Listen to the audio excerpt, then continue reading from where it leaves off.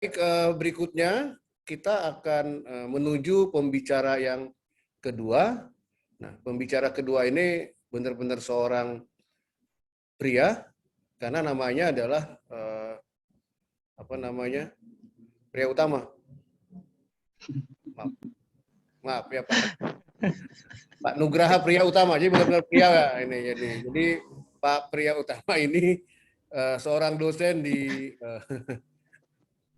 Informatika ITB. Beliau menyelesaikan S1 di ITB, S2 dan S3-nya di Tokyo Institute of Technology dengan spesialisasi di bidang Computational Intelligence dan System Science and Neuroscience. Banyak lah pokoknya materi ininya nih. Penyuka air mineral, dia emang penyuka air mineral ini. Sebelum kembali, saya hanya membacakan loh ini, bukan mengadang-adang. Penyuka air mineral ini sebelum kembali ke alma maternya sempat bekerja sebagai researcher di National Center of Neurology and Psychiatry ya. Dan juga postdoktoral di Precision and Intelligence Lab Tokyo. Kemudian bagian tim pengembangan image-based search engine di Yahoo Jepang dan Automated Vehicle Toyota Jepang. Kemudian pria utama ini menjadi senior lecturer di University Teknologi Malaysia sebelum kembali ke kampus mengajar di Teknik Informatika ITB. Juga aktif sebagai wakil ketua pusat AI ITB dan juga ahli pemodelan berbasis machine learning, computer vision di perusahaan Glare AI GDP Labs. Pak Utama bercita-cita agar ilmu yang dia pelajari dapat diimplementasikan di Indonesia dan bermanfaat buat sesama karyanya. Salah satu quote yang membuatnya selalu bergerak maju adalah the way to get started is to quit talking and begin doing. Tapi hari ini dia akan talking, meskipun dia bilang seperti itu. Silakan Pak Utama, 30 menit waktu untuk Bapak. Baik. Terima kasih Pak Windy. Saya izin share ya. Ini terus untuk menjawab pertanyaan Pak Trituan di awal. Ini bukan masker Pak, tapi mic. Suaranya katanya terlalu kecil kalau saya nggak mendekatkan ke mulut. Izin share ya Pak Windy ya. Silakan. Ini jadi ketika dipasangkan sama Pak Ridwan, sebetulnya saya deg-degan juga gimana caranya menyambung Pak Ridwan dan Pak Endra ya. Bagaimana menyambung dari Pak Ridwan ke Pak Endra. Saya kan hanya penyambung di tengahnya saja. Nah, jadi kepikiran kan selama ini tuh kita selalu kalau dari mungkin ya beberapa, kalau saya tuh sering mendapat pertanyaan mengapa ilmu-ilmu yang ada di kelas itu tuh jarang sekali diimplementasikan di lapangan. Nah, itu oleh karenanya tersentil dari kata-kata tersebut. Tadi Pak Dwi juga sudah menunjukkan beberapa contoh video demo ya yang terkait dengan computer vision. Tapi levelnya itu di dunia. Nah, ini saya ingin menunjukkan beberapa juga sampel video demo yang sudah kita bangun di Indonesia sebetulnya. Jadi mengapa kita perlu membangun lagi? Ya karena karakteristik Indonesia dengan karakteristik yang ada di dunia itu berbeda. Kasarnya seperti itu. Walaupun tampak kalau untuk terkait dengan computer vision itu sama, tetapi nanti ketika kita mengimplementasikannya di lapangan hasilnya berbeda. Nah, itu yang menjadi bahan pemikiran saya dalam membangun presentasi hari ini. Nah, itu judul yang saya ambil itu From the Classroom to the Monitored Society. Jadi artinya ya ini apa yang kita pelajari di kelas itu diimplementasikan untuk membangun suatu society yang termonitor. Di sini saya highlight digitizing physical space. Jadi bagaimana kita bisa istilahnya mengkuantisasi ataupun ya mengkuantisasi lah gampangnya ya, mengubah dari physical space kita ke dalam suatu informasi yang bisa diolah lebih lanjut oleh komputer, terutama oleh AI. Nah, untuk use case karena topik besar dari virtual ini FVI 02 ini adalah implementasi AI. Jadi saya ambil use case di smart retail. Jadi mudah-mudahan tadi Pak Ridwan sedikit bicara tentang pertumbuhan ekonomi, pertumbuhan perkotaan. Nah, di dalam pertumbuhan perkotaan tersebut ada yang istilahnya kita sebut sebagai satu komponen pasar. Nah, di situ saya ingin mengambil use case pasar dan bagaimana AI bisa membantu ataupun bisa diimplementasikan untuk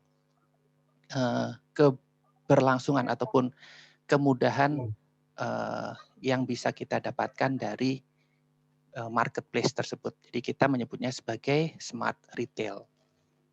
Nah, mengapa smart retail? Jadi ini dari tren seperti ini kita tahu mau tidak mau. Jadi di sini highlightnya adalah online stores in offline spaces. Itu artinya kita mulai sadar bahwa sebetulnya walaupun maaf saya ubah. Kalau saya seperti ini, apakah masih terlihat atau presenter view yang terlihat? Halo. Tes. Pak, presenter kayaknya. Presenter ya, oke kalau begitu. Oke, ini Next slide dan itu juga terlihat. Terlihat ya, saya flow-nya agak sedikit lupa. Jadi online stores in online space itu, online spaces itu, offline spaces itu kita sadar bahwa walaupun tren untuk jual beli itu nanti larinya ke era digital ya, digital economy, tapi kita tahu bahwa physical space ataupun offline space itu adalah sesuatu yang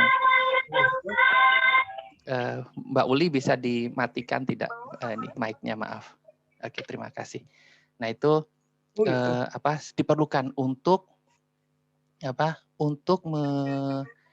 untuk merasakan. Jadi intinya untuk toko-toko ataupun kita tahu Amazon online punya Mas itu ini kan kemarin biar revisi, oke. Misal pengajuan akun PT. Halo. Okay. Mungkin teman-teman tolong dimatikan ininya, di mute. Dan saya pakai earphone jadi agak sedikit langsung masuk keras sekali suaranya.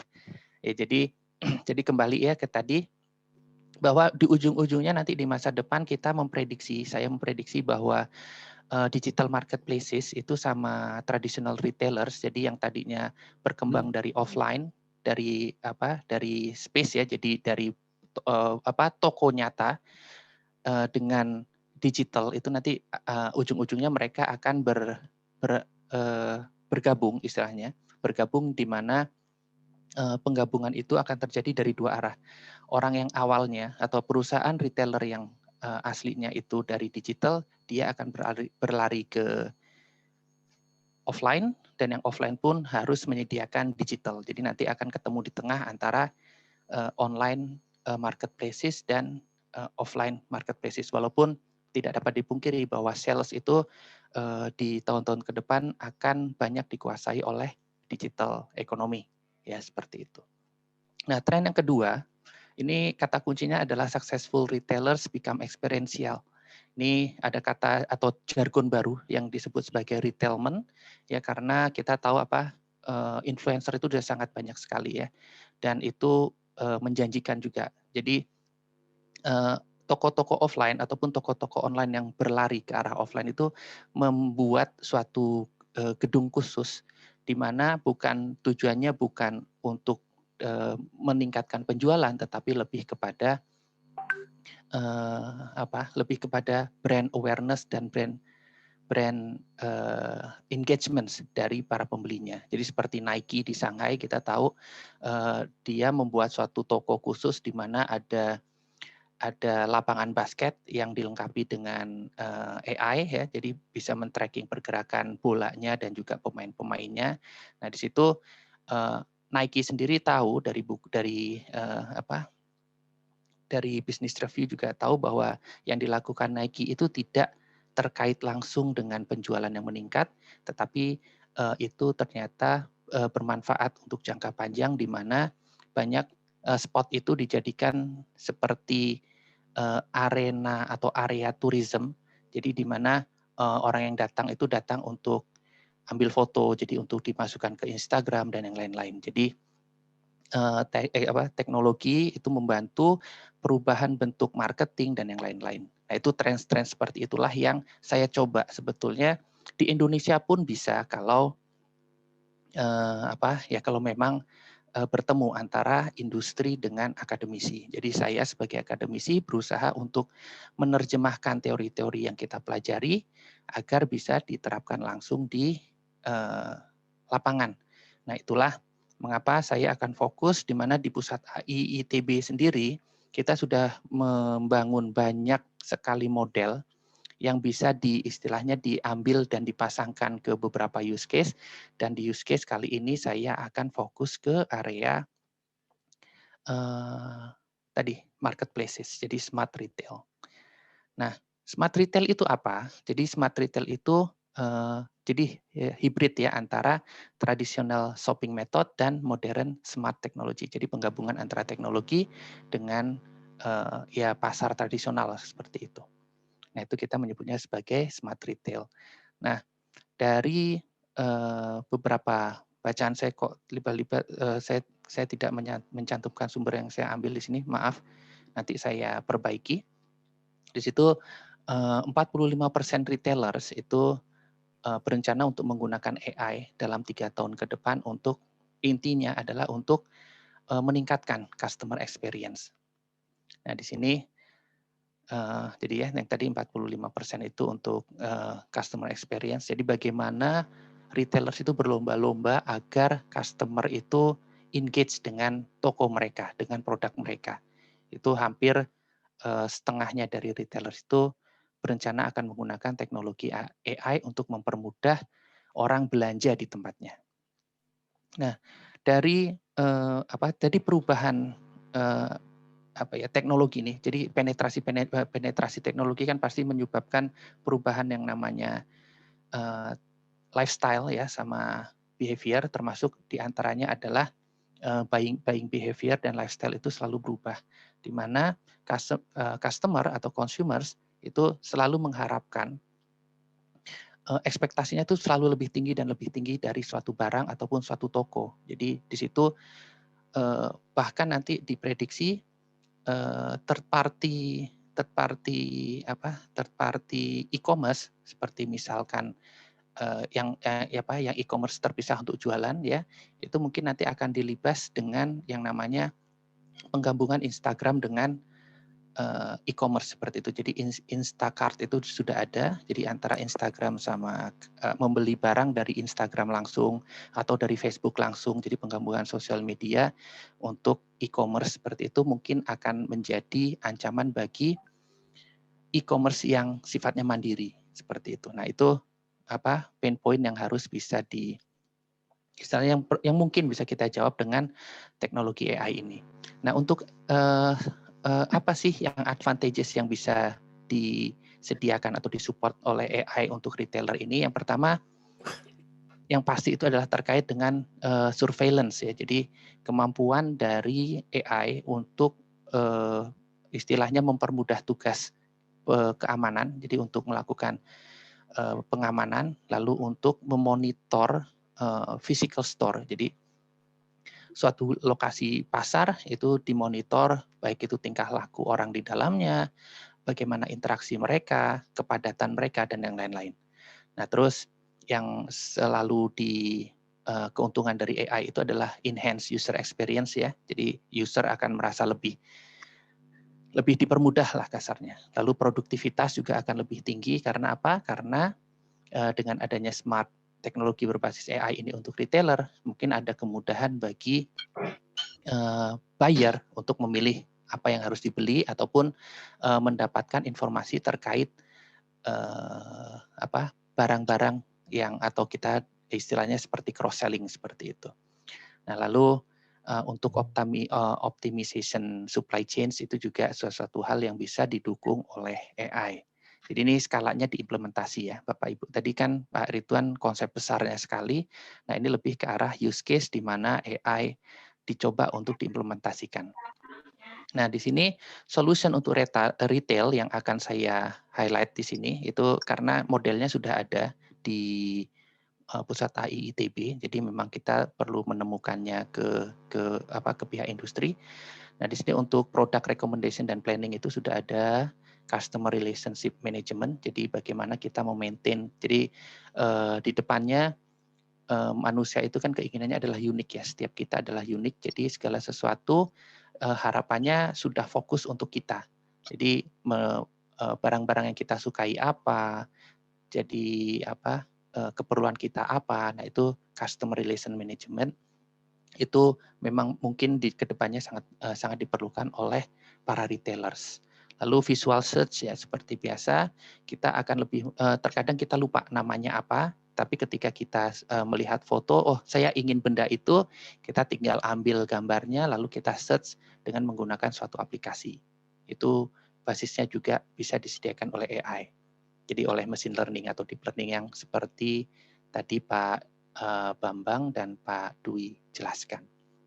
Lalu untuk payment ya, service management itu juga mungkin lebih ke arah mungkin eKYC, bagaimana memverifikasi pembayar, selain tentunya di situ ada blockchain teknologi ya. Lalu dan yang terakhir itu adalah personalized marketing. Jadi marketing yang sudah benar istilahnya mengacu kepada kebutuhan individu. Nah, di sini apalagi predictive merchandising, in-store visual monitoring. Jadi bagaimana ketika kalau kita bicara mall aja ya biar gampang, bagaimana suatu pengunjung mall itu bergerak di dalam mall tersebut, keluar masuk toko, membeli apa dan sebagainya, itu kan sebetulnya informasi yang sangat berharga bagi para retailer. Nah, bagaimana kita bisa mengolah data tersebut secara digital dan kita bisa menempatkan iklan-iklan di sudut-sudut yang paling optimal seperti itu. Jadi location based marketing, real time pricing, misalkan di tempat lain ada diskon, bagaimana caranya supaya harga kita tetap kompetitif sehingga retailers tidak mati ataupun tidak rugi karena harga terlalu mahal dan sebagainya. Lalu juga ada yang namanya market forecasting. Ini untuk market forecasting belum ada yang bisa langsung diimplementasikan di pusat AI ITB. Tapi saya masukkan karena ada ahli juga yang bekerja di area market forecasting ini, yaitu Pak Sabto.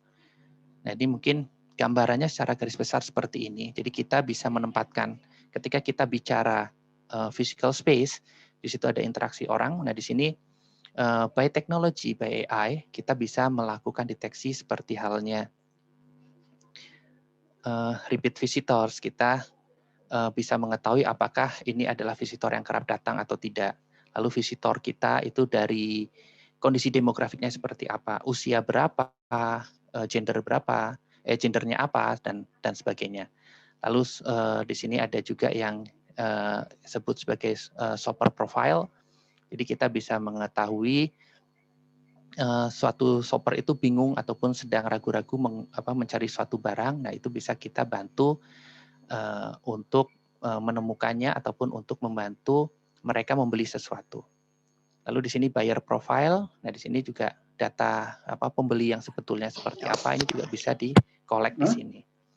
Nah, selain itu in-store traffic. Jadi bagaimana kepadatan, apalagi kita sekarang tahu ya masalah pandemik ini sangat berbahaya.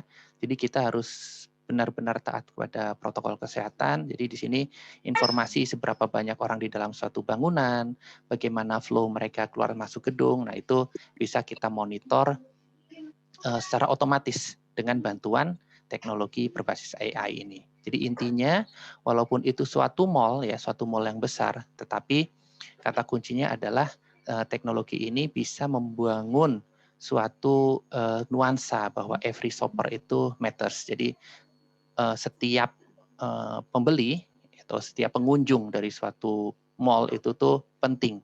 Jadi tidak lagi kita melihat generalnya secara umum seperti itu, tapi juga fokus pada individu shopper tersebut. Nah, ini juga beberapa hal yang, jadi ini saya untuk video demonya saya letakkan di belakang. Mengapa? Karena banyak sekali. Jadi nanti kita lihat saja mana yang ingin ditampilkan dan mana yang tidak. Jadi ini contohnya misalkan kita bicara terkait dengan visitor tracking dan engagement. Jadi bagaimana kita mengikat pembeli atau buyer customer langganan kita. Jadi dan kita memberikan iklan-iklan ataupun bisa disebut marketing tertentu yang dikhususkan bagi buyer kita, itu bisa kita integrasikan dari tahapan pre-visit on-site pre-entry, ya daftar-daftar tersebut, check-in-nya selama dia ada di suatu lokasi ataupun setelah dia keluar dari toko. Itu tuh bisa sekali kita integrasikan dan kita pasangkan semisalkan ke teknologi seperti digital signage yang membantu user ataupun yang tadi ya visitor untuk dan retailer juga tentunya untuk lebih bisa menikmati atau memiliki user experience yang lebih baik dari sebelumnya. Nah, selain itu ya di pusat AI ITB kita juga sudah yang terkait model-model AI yang terkait dengan new normal itu juga sudah ada semua ya. Misalkan yang disebut dengan new normal di indoor ataupun di outdoor kita sudah ada dan itu bisa diimplementasikan. Beda kalau di luar negeri ya. Yang kita kejar sekarang di pusat AI itu adalah bagaimana model-model. Jadi sebagai informasi, tadi Pak Dwi sempat bicara atau Pak Bambang ya saya lupa sempat bicara ketika fitur ataupun model AI itu semakin besar maka beban komputasi semakin tinggi sehingga sebagai konsekuensinya diperlukan yang namanya infrastruktur komputer yang tinggi.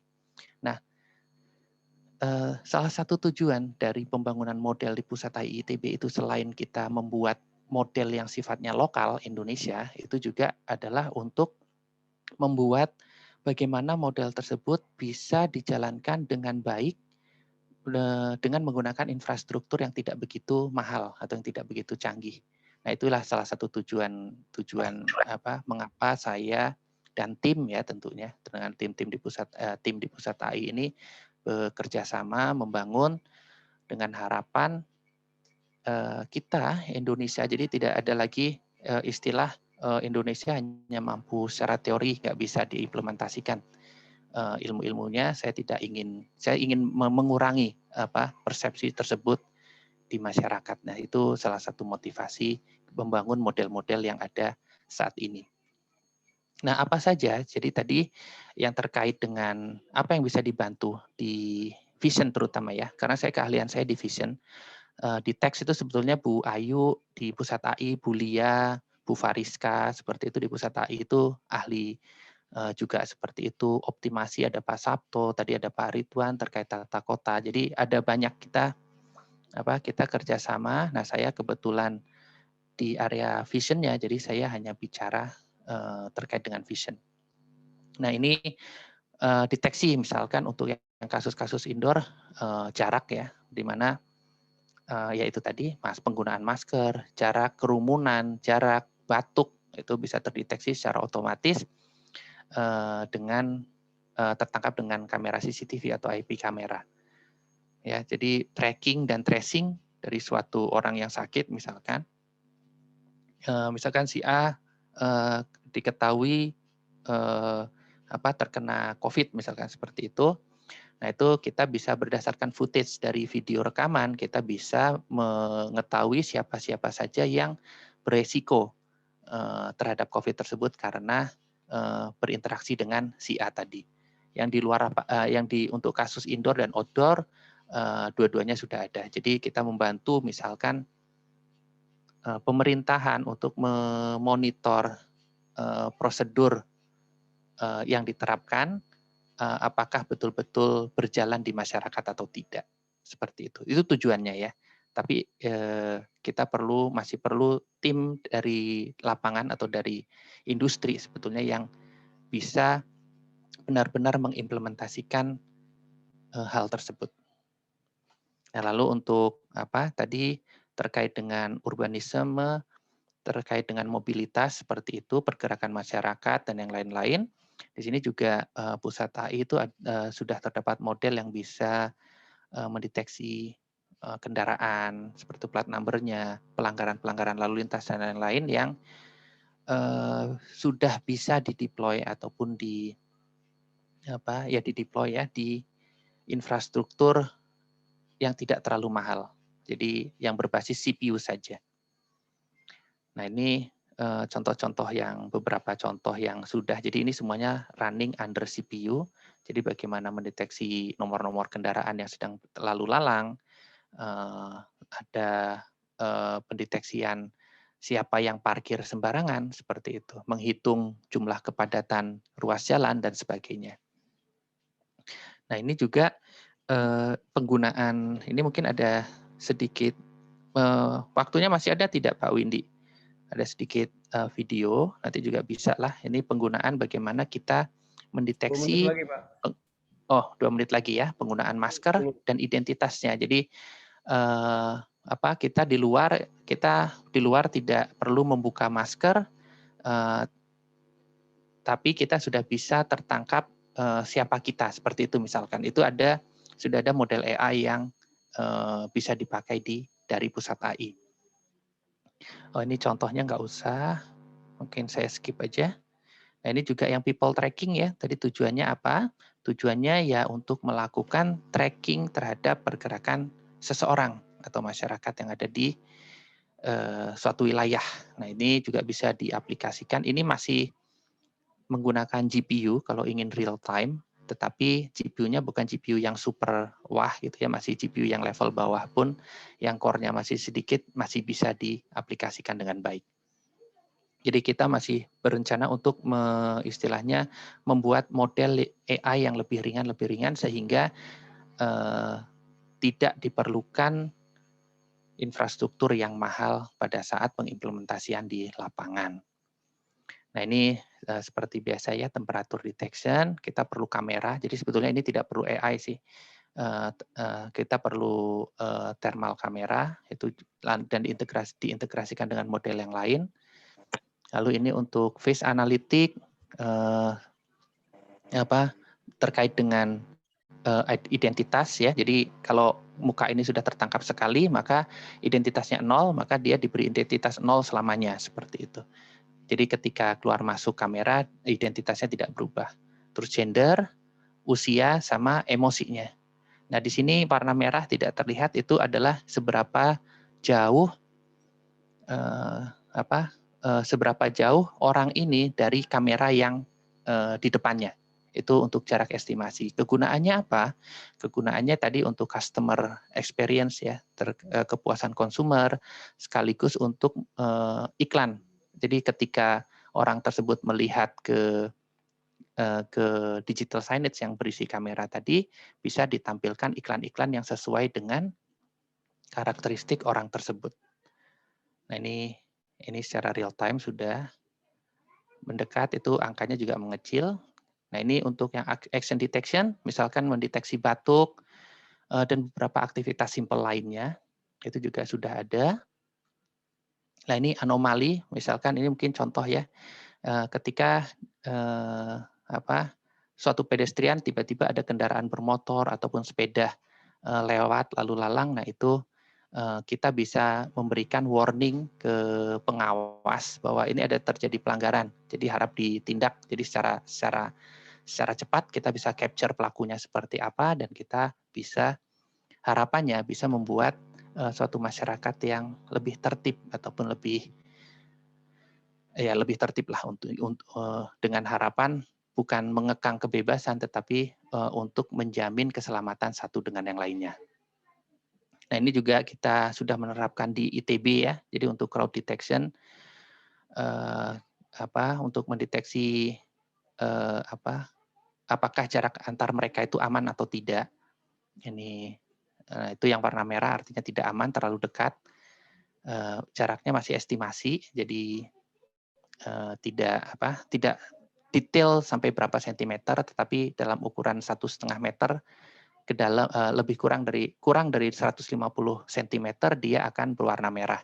Nah itu secara otomatis nanti sistem akan merekam ataupun melakukan snapshotting, di mana nanti bisa di tracing orang-orang misalkan yang tadi berwarna merah itu terkena COVID, maka yang merah lainnya yang dekat dengan si penderita itu bisa di tracing dengan baik. Misalkan seperti itu. Ini contoh penerapan di jalan raya ya, untuk tadi mobilitas, kepadatan ruas jalan dan yang lain-lain. Nah, ini sebetulnya masih banyak lagi yang ada di pusat AI ITB, tetapi untuk mencocokkan tema atau topik, saya hanya ingin menunjukkan beberapa di sini. Jadi tadi ada aerial pun ada, jadi untuk mendeteksi kepadatan dari udara, ketinggian dari atas ketinggian di 50 meter bisa untuk kepadatan kendaraan. Lalu mapping kelapa sawit, lalu ini juga, bentar ya, tracking human post. Jadi apa-apa yang tadi Pak Dwi tunjukkan dari YouTube itu sebetulnya kita sudah bisa membawanya ke lokal. Istilahnya Indonesia pun sudah bisa membangunnya dan sudah diimplementasikan. Sudah di testing secara laboratori. Jadi prototipenya sudah ada, tetapi untuk level langsung ke lapangannya kita masih perlu bantuan dari pihak luar untuk melakukannya. Pihak yang lain ya istilahnya untuk melakukannya. Nah tadi yang seperti Pak Windy bilang, quote yang saya suka, the way to get started is to quit. Ini dari is to quit talking and begin doing dari Walt Disney. Nah itu sekian saja Pak Windy. Maaf kalau terlalu lama Pak Windy. Enggak Pak, on time Pak. Masih punya 1 On time, menit ya, sebenarnya. Alhamdulillah. Alhamdulillah. Dipakai 1 siap, menit Pak. Pak. Oke, ini tim saya, tim mahasiswa saya sudah lulus dan yang belum, ini udah lulus semua. Jadi intinya terima kasih banyak. Nah ini yang support kami di Pusat AI, ITB, Prosa.ai, dan Claire juga saya ingin ucapkan terima kasih. Begitu saja Pak Windy. Oke Saya Pak. kembalikan ke Pak Windy. Terima kasih banyak. Ada 2 pertanyaan nih Pak Ud. Oh ya silakan. Saya ada. matikan dulu sharingnya ya. Iya saya share aja mungkin ya, lebih gampang. Sebenarnya ada juga di situ. Oke, nih Pak Ud, Mas Aditya Mitra. Berapa lama atau seperti apa tingkat retensi dari pengalaman Belanda yang dari diciptakan penjual atau secara umum oleh digital marketplace? Apakah sangat singkat, hanya wow pada suatu saat, ya, yang dimaksud, sehingga mereka penjual harus memikirkan penciptaan pengalaman berkesan tersebut dari waktu ke waktu? Oh iya, baik. Makasih Pak Aditya ya. Jadi pertanyaannya ini mungkin saya lebih, mudah-mudahan saya tidak salah tangkap. Jadi memang trennya di kedepannya itu physical store itu lebih ke arah entertainment Pak. Jadi untuk foto-foto, jadi untuk ditangkap di Instagram seperti itu, di display di Instagram dan yang lain-lain. Nah di situ wow experience-nya itu harapannya wow, lalu apakah user itu harus akan kembali lagi dan seterusnya? Saya rasa tidak. Jadi karena untuk penjualannya pun mereka fokusnya di digital ya sekarang. Jadi secara penjualan dan yang lain-lain itu toko-toko itu fokusnya di digital karena lebih mudah dan buyer pun kecenderungannya ingin seperti itu. Nah jadi untuk yang efek wow itu lebih ke arah wisatanya sebetulnya Pak Aditya kalau menurut saya ya. Jadi yang bisa saya jawab adalah ya ketika membangun suatu wow tersebut di suatu lokasi sebisa mungkin yang yang betul-betul wow lah, tidak nanggung gitu. Jadi memang yang instagramable, apalagi yang suka ya yang youtuber suka datang yang wah-wah seperti itu. Nah itu apakah jangka waktunya akan pendek, berapa lama saya tidak tahu, tetapi ya itu harus ditelaah lebih lanjut untuk terkait dengan tadi tren yang ada di masyarakat. Seperti itu Pak Adit ya, mudah-mudahan menjawab. Begitu ya Pak Windy ya. Oke. Yang kedua dari Ibu Fabiola Maria. Izin bertanya Pak Nugraha, ID assignment yang paling mudah untuk kami dengan metode apa ya? Nah, apa tuh pertanyaannya? ID assignment itu maksudnya apa ya? Re-ID. Oh ya iya. Tadi di vision itu mungkin tadi maksudnya itu ya ketika jadi ID ya. Iya benar. Yang ID yang face ID ataupun whole body itu yang tracking people itu dua-duanya pendekatannya berbeda Ibu Maria ya. Bu Fabiola atau ya Bu Maria saja saya panggil ya, maaf. Nah, itu yang saya tunjukkan tadi untuk yang yang muka tadi yang face itu memang dari fitur-fitur wajah orang tersebut. Jadi saya menggabungkan, kalau Ibu terbiasa dengan istilah machine learning, mungkin saya menggabungkan fitur embedded fitur yang dari wajah ditambah sama landmark, jarak landmark di wajah tersebut, Bu Fabiola. Nah, itu yang membedakan identitas satu dengan yang lain. Jadi ketika itu vektor fiturnya itu saya simpan, dan saya beri kode integer aja biasa 0, 1, 2 dan seterusnya. Jadi ketika fiturnya itu masuk lagi sudah ada label fitur tersebut labelnya adalah 0 seperti itu.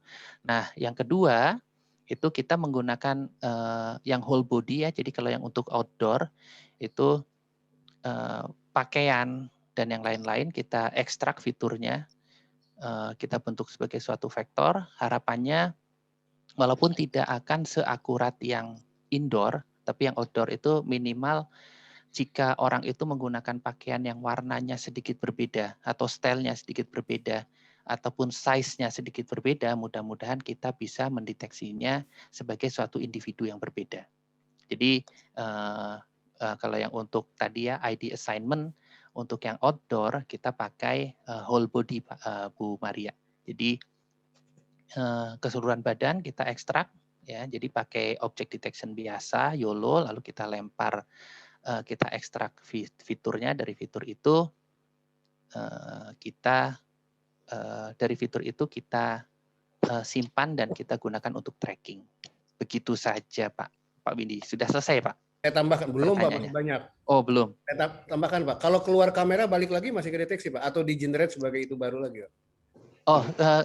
Sudah terdeteksi otomatis Pak. Jadi sekali dia tampak di kamera dan mendapatkan ID 0 misalkan, nanti dia keluar masuk di kamera yang sama, dia akan di sistem yang sama ya Pak ya, tidak hanya sekedar kamera yang sama. Kalau misalkan ada banyak kamera dan kita mengintegrasikannya di data tersebut di suatu server misalkan, yaitu sekali dia ketangkap kamera ID 0, selamanya akan ID 0, kecuali kita reset. Sampai kapan Pak? Karena kalau dia sampai berubah kita ganti reset, baju, Pak. Enggak. Maksud saya gini, dia akan kedeteksi di luar, dia masuk ke ini kasus outdoor ya Pak ya? Outdoor, kita outdoor. Kalau outdoor, kalau ganti baju berubah Pak. Jadi caranya kalau indoor yang wajah, nah itu Pak. Wajah kami sudah bisa untuk yang misalkan pakai kumis-kumis palsu, pakai masker dan tidak pakai masker, itu sudah bisa di-assign dengan ID yang sama Pak. Jadi make up-nya berubah pun masih tetap sama karena kita memasukkan fitur landmark tadi, jarak landmark untuk salah satu faktor istilahnya identitas tadi. Oke. Kemudian yang pertanyaan berikutnya Pak Ut dari Mas Andi. Pak. Untuk menyederhanakan AI berkaitan dengan model, bagian apa yang bisa dilakukan improvisasi? Jadi maksudnya tadi kan pengen memperkecil ya supaya bisa di peralatan yang nggak secanggih yang sebelumnya gitu. Iya, betul. Nah itu ada beberapa platform yang bisa digunakan sih Pak Andi. Tapi yang paling dasar secara teoritis itu kita yang kita lakukan ya, kita melakukan perampingan, pruning, ataupun kita melakukan dropping ya Pak ya. Jadi memang betul-betul kita memaksa membangun model dengan jumlah node yang kecil seperti itu Pak Andi.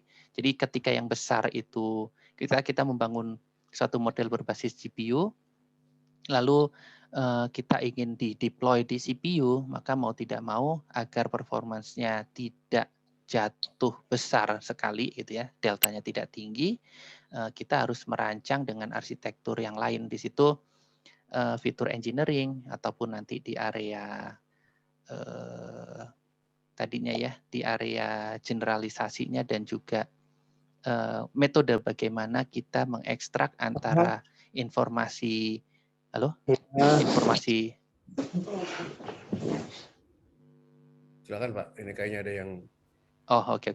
Terus semangat menonton. Jadi informasi tersebut bisa, jadi fitur yang kita ambil itu betul-betul fitur yang sangat penting bagi model AI yang dibangun, seperti itu Pak Andi. Nah itu dari pengalaman Pak Ut, ini sekalian nambahin aja, itu berapa persen pengurangannya itu model itu bisa dapat itu? Oke. Yang dibangun di pusat AI itu kita selalu bilangnya ini sih Pak, dari GPU berapa RAM pindah ke CPU berapa RAM seperti itu ya Pak ya. Oke. Dengan akurasi akurasi mau nggak mau drop Pak, yang tadinya misalkan di 98% gitu ya. Untuk kasus misalkan untuk kasus yang saya pakai itu tracking yang gampang itu, ini aja lah face recognition.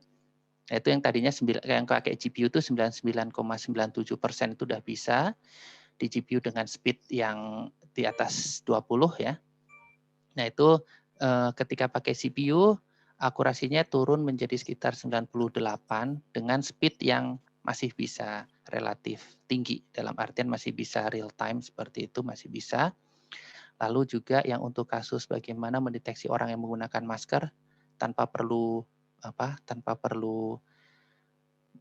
membuka masker tersebut juga sama. Jadi berapa persennya ya mungkin bisa dibilang efisiensinya kita mengurangi 80% beban komputasi itu bisa sih Pak, 75 lah Pak.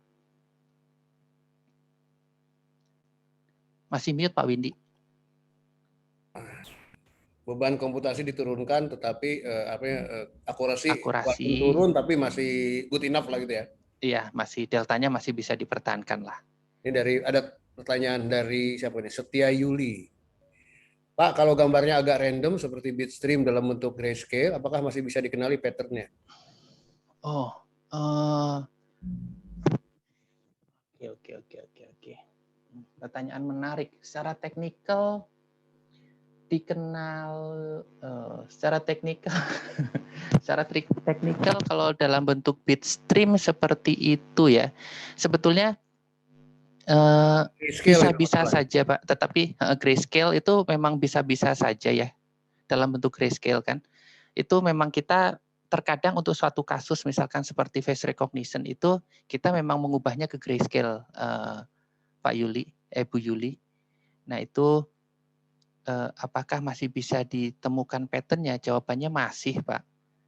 Tetapi ya itu mungkin tidak seramai ya, pattern-nya itu tidak seramai jika kita menggunakan RGB biasa atau tidak sebanyak kan RGB itu kan berarti kita harus ekstrak R-nya, G-nya, dan B-nya ya. Kalau grayscale mungkin kita hanya bisa mengekstrak satu layer saja ya grayscale tersebut. Begitu Pak Yuli. Mudah-mudahan menjawab. Itu ya Pak Windy ya. Oke, sip. Kayaknya nggak ada lagi. Masih ada lagi teman-teman? Masih ada 4 menit sebenarnya ini untuk Pak Utama. Sudah cukup. Nah, kalau sambil nunggu Pak, jangan Pak, masih ada. Tadi terkait dengan ini Pak, dengan pemanfaatan dalam satu kota gitu kan Pak. Kalau tadi kan kita ngomongin utama Pak hari ini kan Pak Utama tentang retail. Tapi sebenarnya bisa nggak Pak untuk membantu suatu kota misalkan terkait dengan ya, masa sekarang penanganan pandemi dan sebagainya yang udah pernah dilakukan Pak? Iya. Kalau untuk itu sudah pernah Pak Windy. Mungkin Pak Windy juga tahu di Kabupaten Batang misalkan ya. Itu kabupaten atau kota apa? Kabupaten Batang ya. Nah itu juga untuk yang surveillance-nya, untuk vehicle monitoring, maaf kok surveillance. Untuk yang vehicle monitoring tentang kepadatan jalur pantura seperti itu, jalur di kota itu juga sudah bisa sudah diimplementasikan. Terus sebetulnya kita juga sudah saya ingin menunjukkan sesuatu Pak Windy. Silakan. Ya, ini mungkin satu aja terakhir untuk video demonya. Mungkin yang ini mudah-mudahan tampak. Apakah layar saya terlihat? Terlihat Pak. Terlihat ya. Ini video colorization seperti yang Pak Dwi minta juga ada. Itu satu yang ini dia. Ini untuk yang crowd detection untuk yang skalanya long range itu. Ini mungkin ini kameranya kamera biasa ya. Jadi kita melakukan terobosan ini didanai oleh LPDP. Jadi kita melakukan terobosan bagaimana jika jarak kamera, jadi kamera CCTV kan untuk yang ada di Indonesia itu tidak spesial untuk long range ya. Nah bagaimana ketika kita menggunakan kamera tersebut tetapi kita masih bisa memonitor secara bagus. Nah ini salah satu model yang dihasilkan oleh Pusat AI juga dengan bantuan dana dari LPDP, jadi mudah-mudahan bisa diimplementasikan di di suatu wilayah lah kasarnya seperti itu. Jadi kita tidak perlu lagi mengganti CCTV ke dengan kamera yang lebih canggih lagi, jual yang lama masih bisa dipakai dengan bantuan di area softwarenya seperti itu. Jadi Ini nggak implementasi tampil ya? di jam gadang, Pak. Gimana Pak Windy? Ini nggak tampil di layar saya. Oh, nggak tampil deh. Oh, oke, sebentar. Waduh, bentar ya. Maaf. Kalau begitu saya masukkan ke, maaf ya agak sedikit. Pak Endra, maaf sebentar ya Pak Endra ya. Oh, masih ada 2 menit, Pak. Ya, ini salah satu contohnya itu saya tampilkan di sini saja kalau begitu.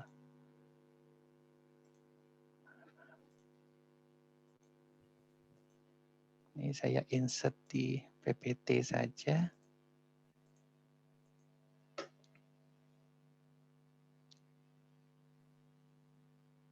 Sebentar, yang mana ini? Ini dia. Nah, oke. Ini saya izin share Pak Windy sebentar satu lagi. Oh, silakan, Pak. Sekali saja. Nah, ini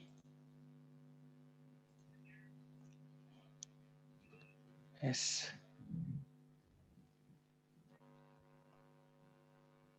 Nah, ini Pak Windy, ini yang tadi saya bilang, jadi CCTV-nya CCTV biasa, bukan untuk, jadi bagaimana kita bisa meningkatkan kemampuan deteksi CCTV ya.